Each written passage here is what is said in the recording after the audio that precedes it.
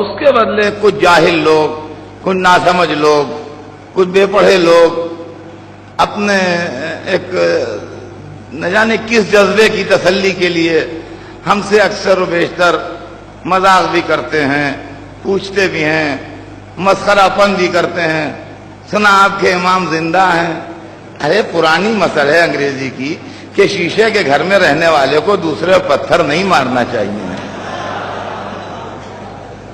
شیشے کے گھر میں رہنے والے کو دوسرے پتھر نہیں مارنا چاہیے۔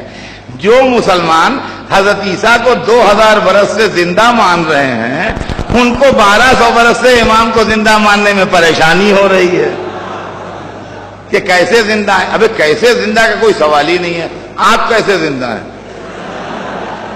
ہمیں اپنی زندگی کی تھیوری سمجھائیے۔ میں کیسے زندہ ہوں؟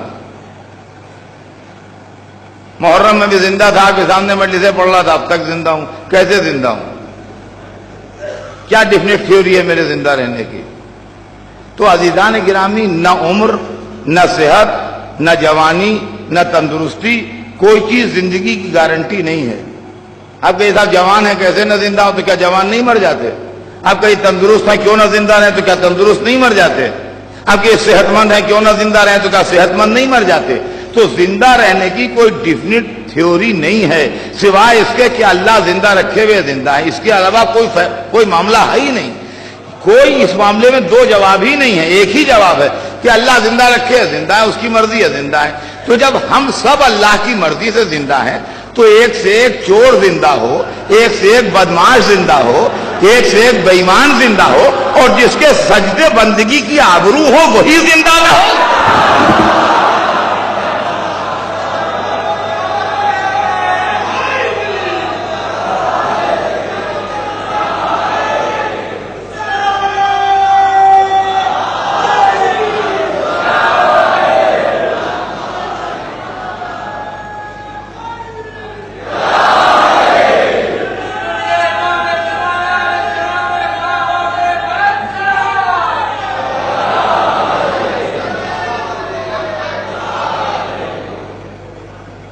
اور عزیزان گرامی، اب لوگ کہتے ہیں کب آئیں گے؟ بھولے بن گئے، کب آئیں گے؟ سنا اب تک زندہ ہیں 1200 برس سے، کب آئیں گے؟ کب آئیں گے؟ کب آئیں گے؟ یہ بھی پوچھا جاتا ہے کب آئیں گے؟ تو یہ اصل میں معلومات کے لیے نہیں پوچھ رہے، یہ ہم کو چڑھانے کے لیے پوچھتے ہیں۔ تو جو چڑھانے کے لیے پوچھو اس کو جواب بھی ویسے ہی دو۔ سیریس جواب سے کبھی مانے گا نہیں وہ، نان سیریس جواب ہونا چاہیے۔ چنانچہ نان سیریس جواب ہم بھی دیتے ہیں۔ ہم کہتے ہیں 11 ظاہر ہوئے تھے، آپ نے مار ڈالے، اب جب آپ سب مر جائیے گا جب آئیں گے۔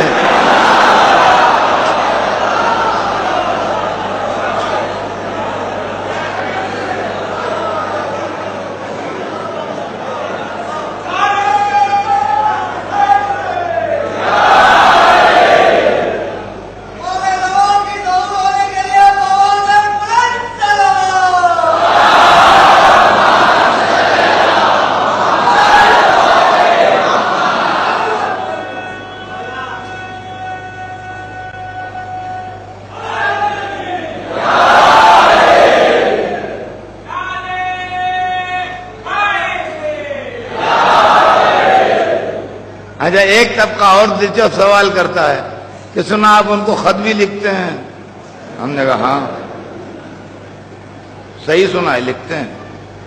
جواب آتا ہے؟ یہ کتنا بچکانا سوال ہے۔ جواب آتا ہے؟ اے آدمی کسی کو خط لکھے گا نہیں اگر جواب نہیں آئے گا تو۔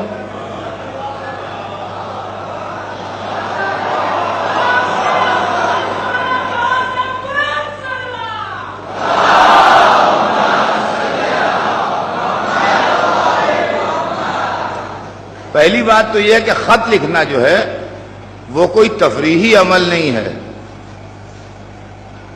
ضرورت کے تحت ہوتا ہے۔ مطلب جہاں آپ کے رشتہ دار رہتے ہیں یا آپ کے دوست رہتے ہیں انہی شہروں میں آپ خط بھیجتے ہیں، جہاں کوئی نہیں رہتا وہاں آپ نہیں بھیجتے کوئی خط۔ مثلا لوگوں کے عزیز بمبئی میں رہتے ہیں، یو پی میں بہت سے خاندان ہیں جن کے رشتہ دار بمبئی میں رہتے ہیں، تو اب یو پی سے بمبئی میں خط و کتابت ہوتی ہے۔ لیکن اگر کسی شہر میں یو پی کے لوگ نہیں رہتے ہیں تو وہاں خط نہیں لکھے. کوئی آسام میں خط نہیں لکھتے, آپ بمبئی لکھتے ہیں. جب آسام میں ہمارا کوئی ہے ہی نہیں تو کس کو لکھیں.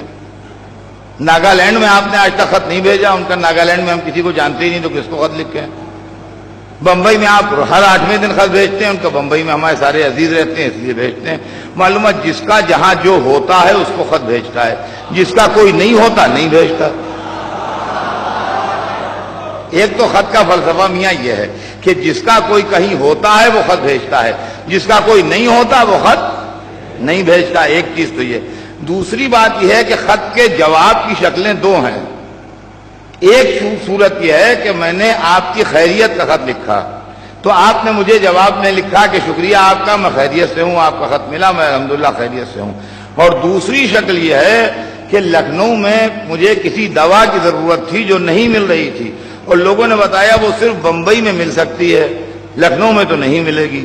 تو میں نے آپ کو خط میں لکھا کہ فلاں دوا کی ضرورت ہے مجھے, وہ صرف بمبئی میں ملے گی, لکھنؤ میں نہیں مل رہی ہے, تو آپ وہ دوا لے کے مجھے بھیج دیجئے. آپ نے دوا خریدی, ایک آدمی کے ہاتھ بھیج دی. ادھر سے تو میرا خط گیا, ادھر سے دوا کا ڈبہ آیا. جواب آیا کہ نہیں یہ بتائیے.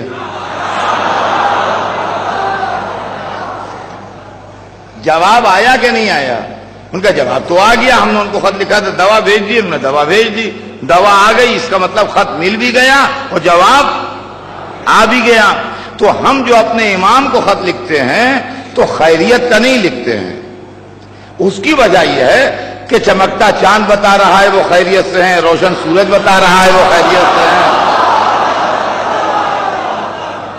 ٹھہری بھی زمین بتا رہی ہے وہ خیریت سے ہیں, ہماری چلتی بھی سانسیں بتا رہی ہیں کہ وہ خیریت سے ہیں. تو خیریت تو ہمیں مظاہر کائنات دیکھ کے معلوم ہو گئی کہ خیریت سے ہیں. اب ہماری کچھ ضرورتیں ہیں جو ہم لکھتے ہیں تو تمناؤں کی صورتوں میں عریضے جاتے ہیں, مرادوں کی صورتوں میں جواب آتے ہیں.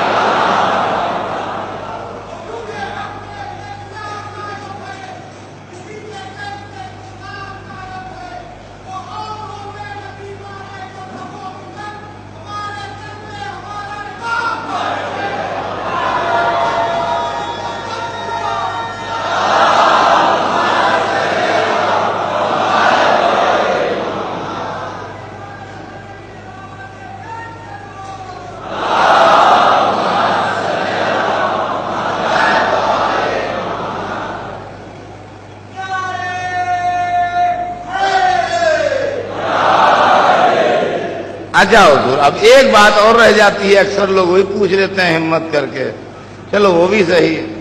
کہیں گے سنا آپ پانی میں ڈال دیتے ہیں عریضہ اپنا. ہم نے کہا ہاں, وہ صاحب آئے تطہیر ہیں تو دریا سمندر یہی سفیر بنتے ہیں, پانی میں ڈال دیتے ہیں. تو پانی میں ڈالتے ہیں تو پہنچتا ہے ان کو. ارے ہم نے کہا اتنا نہ بوکھلائیے گھبراہٹ میں کہ قرآن بھول جائیے. موسیٰ کی ماں سے پوچھیے جسے دریا میں ڈالا تھا خیریت سے پایا کہ نہیں پایا.